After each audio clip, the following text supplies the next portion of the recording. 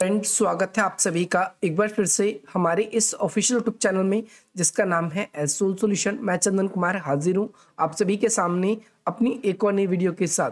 So guys, आज की इस नई वीडियो में हम बात करेंगे उन सभी स्टूडेंट्स के लिए जो स्कूल ऑफ ओपन लर्निंग के स्टूडेंट्स हैं, एनसी वेब के स्टूडेंट्स हैं, या फिर वो डीयू में किसी भी रेगुलर कॉलेज के स्टूडेंट्स हैं। उन सभी के पास में बीए प्रोग्राम का कोर्स है और उन सभी के पास में हिस्ट्री का सब्जेक्ट है। हिस्ट्री में सब्जेक्ट नेम की बात करें तो भारत का इतिहास प्रारंभिक काल से C300 CE तक, ये आपका विषय का नेम है हिस्ट्री में। सेमेस्टर 1 के जो स्टूडेंट्स हैं, और आज हम बात करेंगे यूनिट 1 के एक इम्पॉर्टेंट क्वेश्चन की जो कि आपके एग्जाम में ज़रूर पूछा जाएगा। यहाँ पर आप देखेंगे कि भाई इस यूनिट 1 का जो नेम है यह है प्रारंभिक भारत का इतिहास की व्याख्या। आज का जो क्वेश्चन है वो आप सभी के लिए है सिक्कों से रिलेटेड। ये क्वेश्चन आप सभी के लिए लॉन्ग क्वेश्चन, साथ ही साथ में आप सभी के शॉर्ट नोट, इन दोनों के लिए इम्पॉर्टेंट है। शॉर्ट नोट दोनों के लिए इम्पॉर्टेंट है। तो ये 10 मार्क्स के क्वेश्चन और साथ ही साथ में 20 मार्क्स के क्वेश्चन, इन दोनों के लिए इम्पॉर्टेंट है। तो चलिए ज़्यादा देर ना करते हुए आज की अपनी इस वीडियो को हम स्टार्ट करते हैं। सबसे पहले हम ये जानेंगे कि भाई सिक्के क्या होते हैं, सिक्के किसे कहते हैं और ये किस प्रकार से इतिहास लेखन में सहायक है। इस प्रकार का क्वेश्चन आप सभी के एग्जाम में देखने को मिल सकता है। तो सबसे पहले सिक्के हमें कई तरीके की हमें इतिहास जानने में हेल्प करते हैं। जैसे ये अपने समय की जो अर्थव्यवस्था है उसको जानने में हमें हेल्प करते हैं, सबसे पहली बात। दूसरी चीज़, ये अपने समय की जो राजनीतिक व्यवस्था है उसको जानने में हमें हेल्प मिलाते हैं।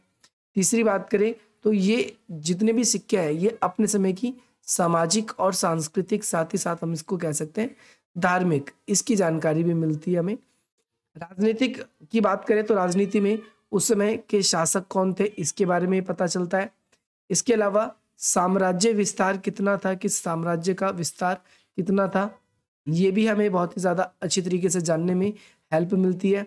अर्थव्यवस्था के मामले में हम ये अनुमान लगाते हैं कि अगर सोने के सिक्के हैं तो देश की अर्थव्यवस्था या उस समय की शासक की जो अर्थव्यवस्था थी वो ज़्यादा अच्छी थी। अगर वहाँ पर तांबे के या चांदी के सिक्के मिलते थे तो सोने से कमज़ोर अर्थव्यवस्था थी।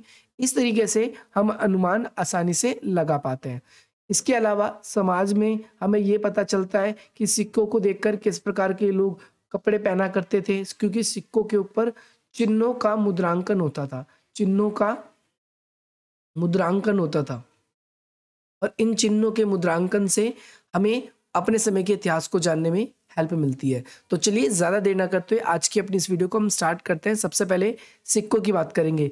तो सिक्के अभिलेख के साथ साथ, अब यहाँ पर देखेंगे अभिलेखों के साथ साथ सिक्के, हम देखते हैं कि भाई एक तो अभिलेख हमें इतिहास जानने में हेल्प करते हैं, इसके अलावा सिक्के भी जानने में हमें हेल्प कराते हैं।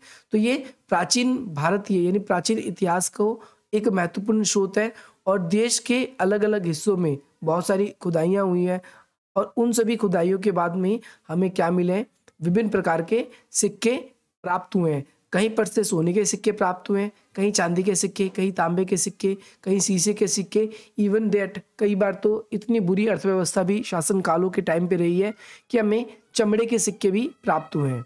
तो यहाँ पर हमने देखा कि जिस प्रकार के सिक्के उस प्रकार की उस देश की अर्थव्यवस्था थी। अगर सिक्के अच्छी धातु के प्राप्त होते थे तो शायद साम्राज्य के अंदर अच्छी अर्थव्यवस्था थी। अगर सिक्के कमज़ोर धातु के पाए जाते थे तो हमें पता लगता है कि वहाँ पर शायद अर्थव्यवस्था अच्छी नहीं थी। तो इस तरीके से सिक्के जो है हमें कई तरह का इतिहास बताते हैं। जो भी सिक्कों का अध्ययन करता है यानी सिक्कों की स्टडी करते हैं तो उसे क्या बोलते हैं, मुद्रा शास्त्र बोलते हैं। ये आप सभी को ध्यान रखना है। जो भी इंपॉर्टेंट होगा आप सभी के लिए इस तरीके से अंडरलाइन कर दिया जाएगा या डार्क कर दिया जाएगा, इसे आप नोट कर सकते हो। इसके अलावा अगर आप लोगों ने अभी तक हमारे टेलीग्राम ग्रुप को ज्वाइन नहीं किया है तो आप ज्वाइन कर सकते हैं, लिंक डिस्क्रिप्शन बॉक्स में है। अगर आप लोगों ने अभी तक हमारे साथ हमारे टेलीग्राम पे ज्वाइन नहीं किया तो ज्वाइन कर सकते हैं। इसके अलावा आप सभी हमें इंस्टाग्राम पर भी फॉलो कर सकते हैं, और अगर आप लोगों ने अभी तक हमारे नंबर को सेव नहीं किया है तो सेव कर सकते हैं। व्हाट्सएप पे आप सभी के लिए जो भी अपडेट होगी वो तो आती ही रहेगी। इसके अलावा आप अपने डाउट्स को यहाँ से भी क्लियर करा सकते हैं। और इसके अलावा अगर आप किसी भी पेड कोर्स में एनरोल करना चाहते हैं तो वहाँ पर उसके अंदर भी आप इस नंबर से आप क्या कर सकते हैं, कॉन्टैक्ट कर सकते हैं। तो चलिए यहाँ पर सबसे पहले मुद्रा शास्त्र के बारे में बात करेंगे। किसके बारे में बात करेंगे, मुद्रा शास्त्र के बारे में। तो मुद्रा शास्त्र होता क्या है, तो हमने देखा कि मुद्रा शास्त्र जो भी इतिहास में सिक्कों का अध्ययन करता है उसे मुद्रा शास्त्र कहा जाता है। और साथ ही साथ में जो अभिलेखों का अध्ययन करते हैं उन्हें क्या बोलते हैं, पुरालेख शास्त्र कहा जाता है। पुरालेख शास्त्र कहा जाता है, ये आप सभी को ध्यान रखना है। जब हम अभिलेखीय की अध्ययन की बात करेंगे तो पुरालेख शास्त्र, जब हम सिक्कों के अध्ययन की बात करेंगे तो मुद्रा शास्त्र। भारत के अतीत में ज्यादातर जो व्यापार था, हम देखो सिक्कों का यूज हम किस लिए करते हैं, व्यापार के लिए। तो ज्यादातर जो व्यापार था वो विनिमय व्यवस्था थी, विनिमय व्यवस्था थी। विनिमय व्यवस्था जिसे हम बार्टर सिस्टम भी बोलते हैं। और इसके अंदर क्या होता है, वस्तु के बदले वस्तु आदान प्रदान होती है। वस्तु के बदले वस्तु के बदले वस्तु का आदान प्रदान होता है, आदान प्रदान, ये हम देखते हैं। लेकिन हम बेसिकली देखें तो भारतीय इतिहास को मोटे तौर पर दो भागों में बांटा जा सकता है। एक प्राचीन भारत के इतिहास को, एक मौर्य के पहले शासनकाल और एक मौर्य के बाद। क्योंकि मौर्य के बाद से भारत के अंदर एक नई व्यवस्था कायम हुई जिसे हम बोलते हैं केंद्रीय शासन प्रणाली। केंद्रीय शासन प्रणाली, इसका उदय हमें इस टाइम पे देखने को मिलता है, ये आप सभी को याद रखना है। इसके अलावा उस समय सिक्के जिस तरीके से बनते थे, उन सिक्कों के चलन में, बनाने में भी इसमें क्या आया, परिवर्तन आया था। इसीलिए आप सभी को ये भी ध्यान रखना है। इसके अलावा सिक्के जो होते हैं इसमें एक दो तरफ होता है, दो तरह का फेस होता है। एक तरफ जैसे हेड होता है, दूसरी तरफ टेल होता है। ठीक उसी तरीके से दो प्रकार के तरफ होते थे या दो फलक होते थे एक सिक्के के। अगर हम देखें एक सिक्के का जो फलक था उस पे हमेशा राजा क्या करता था, अपनी प्रतिमा बनाता था, जिससे ये पता चलता है कि उस समय कौन से वंश का राजा था, राजा का क्या नाम था, राजा का नाम।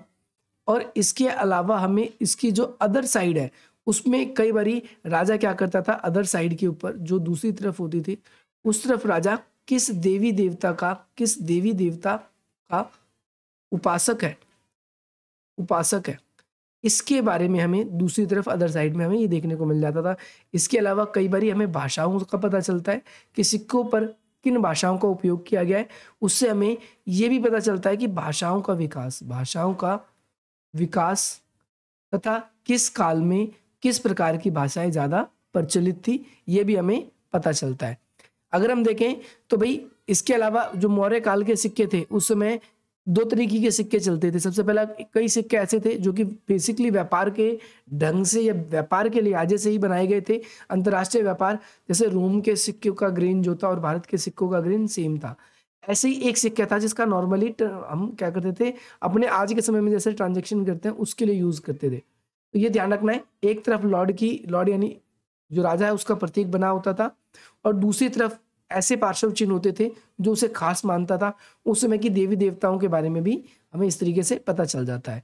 लेकिन सिक्कों पर लॉर्ड का आरेख शीर्ष नहीं होता था, यानी जरूरी नहीं था कि भगवान या जो भी राजा है उस समय की उसकी फोटो मिले ही मिले। कई बार हमें आहत सिक्के भी मिले हुए हैं। आहत सिक्के आपने क्लास 12th में भी पढ़ा होगा, जिसमें से आप सभी को पता है कि भाई विभिन्न धातुओं को पिघलाकर जो बनाए गए थे और अलग अलग प्रकार के सांचे थे उनमें ढाले जाते थे। सबसे पहली बात तो यूनानी आक्रमण के बाद में सिक्कों पर राजाओं का नाम मिलता है, यानी यूनान के आक्रमण से पहले नहीं मिलता था। जो भी सिक्कों का अध्ययन करते हैं उन्होंने अलग अलग प्रकार के सिक्कों को अध्ययन किया है और उसके बाद हमें ये निष्कर्ष निकाल के बताया है कि यूनान के आक्रमण के बाद ही हमें क्या मिलते हैं, सिक्कों के ऊपर चिन्ह मिलता है। उससे पहले हमें राजाओं के नाम का जो चिन्ह था वो नहीं मिलता है। इसके अलावा जो शक राजा थे उनके पंचांग में भी हमें सिक्कों के ऊपर भी जो राजा की फोटो है, राजा का नाम है, वो एक तो शक के पंचांग का मतलब होता है कैलेंडर, उस पर, और सिक्कों के ऊपर जो ईयर लिखा हुआ है उसका ईयर अगर हमने मैच किया तो हमें सेम मिला है और इस तरीके से हमें काल के बारे में भी पता चलता है। इसके अलावा कई बारी हमें जैसे ये पंचांग था या सिक्कों के ऊपर जो भी नाम लिखा हुआ था उससे उन राजाओं की किस वंश के थे किस वंश के नहीं थे इसके बारे में भी हमें जानकारी मिल जाती है। ये भी आपको क्लियर होना चाहिए। नेक्स्ट है कुषाण। आप सभी को पता है सबसे पहले सोने के सिक्के कुषाण ने चलाए थे और सबसे बेहतरीन सोने के सिक्के या सबसे अच्छी क्वालिटी के जो सोने के सिक्के थे वो गुप्त शासक के द्वारा चलाए गए थे। सबसे अच्छी क्वालिटी के, किस क्वालिटी के, अच्छी क्वालिटी के, अच्छी किस्म के लिख देते हैं हम यहाँ पर। और यहाँ पर मैं लिख देता हूँ सर्वप्रथम, ताकि आप लोगों को याद रहे कि सर्वप्रथम सोने के सिक्के। यहाँ पर मैं लिख देता हूँ स्वर्ण मुद्रा, ताकि आपको याद भी रहे, स्वर्ण मुद्रा। तो स्वर्ण मुद्रा सर्वप्रथम किसने, कुषाण ने। सबसे अच्छी किस्म के स्वर्ण मुद्रा किसने, गुप्त शासकों ने चलाए। इसके अलावा कुषाणों ने 2 भाषाओं का उपयोग किया था, एक यूनानी और दूसरा खरोष्टी। इसके अलावा अगर हम देखेंगे अशोक के जो अभिलेख थे उसमें भी हमें एक तो ब्राह्मणी और खरोष्टी, अशोक के जो अभिलेख है उस पर दोनों तरीके के, क्योंकि आप सबने ने पढ़ा है जेम्स प्रिंसेप पहला था ईस्ट इंडिया कंपनी का अधिकारी जिसने क्या किया था, ब्राह्मणी और खरोष्टी इन दोनों लिपि के अर्थ निकाले थे। ये आप सभी को ध्यान रखना है। गुप्त काल के बाद में सिक्कों की संख्या काफी मिलती है। इसके अलावा क्योंकि धीरे धीरे टेक्नोलॉजी का विकास हुआ तो अलग अलग तरह की चीजें हमारे सामने निकल कर आने लगी थी। इसके अलावा हम अलग अलग वैज्ञानिक रूप से अगर जांच करते हैं तो हमें ये भी पता चलता है कि आर्थिक, अगर चांदी की सिक्की है तो अर्थव्यवस्था थोड़ी ठीक ठाक है, सोने की सिक्की है तो उससे भी अच्छी अर्थव्यवस्था, तांबे का सिक्का है तो चांदी से थोड़ा सा कम हैगा, तांबे से भी अब जैसे आज लोहे पे हम उतर आए तो तांबे से भी और ज़्यादा डाउन हो चुकी है। तो अर्थव्यवस्था हमें ऐसे पता चल जाता है, ये आप सभी को याद रखना है। इसके अलावा हमें कौन सा गणतंत्र वाला क्षेत्र था, कौन सा नहीं था, कौन सा राजा राज करता था, इन सब चीज़ों की भी जानकारी हमें इजीली मिल जाती है। इसके अलावा सिक्के, उनके ऊपर जो भी जानकारी है वो हमारे पूरक है। पूरक कैसा है, क्योंकि वो ज़्यादातर लोग प्रचलन में यूज़ करते थे, इसीलिए हम इसको काफ़ी ज़्यादा कह सकते हैं। क्योंकि अभिलेख जो है वो राजाओं के द्वारा ही जारी किए जाते थे। जितने भी अभिलेख हैं किसके द्वारा जारी होते थे, शासकों के द्वारा।